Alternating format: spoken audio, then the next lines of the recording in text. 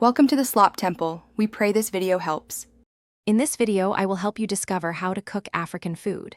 To begin, gather essential pantry items like ripe tomatoes, onions, and vibrant bell peppers, which form the aromatic foundation for countless dishes.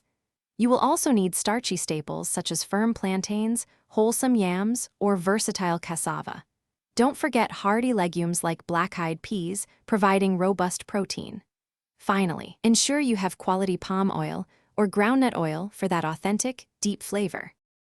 The vibrant flavors of African cooking come alive through masterful spice combinations.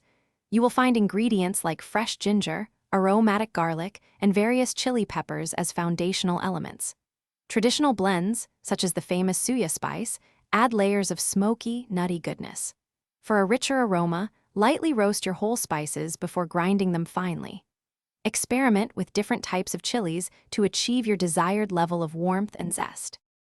Mastering a few key techniques will elevate your African cooking. Begin by sautéing your chopped onions, garlic, and peppers until they are beautifully golden and fragrant. This step builds the deep flavor base. Many stews then benefit from slow simmering over low heat for at least 1 hour, allowing all the ingredients to truly meld together. You might also try shallow frying slices of ripe plantain in about 1 inch of hot oil until they turn a lovely golden brown.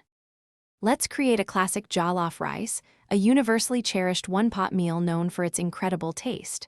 First, prepare a robust tomato and red pepper sauce. Cook it down for at least 15 minutes until the oil separates and the flavors deepen. Next, parboil your long-grain rice for about 7 minutes, draining it before adding to the sauce. Then, gently combine the rice with the sauce, cover tightly, and let it steam on low heat for 25 to 30 minutes, until fluffy and infused with flavor. Thanks for watching. Consider subscribing if we helped you.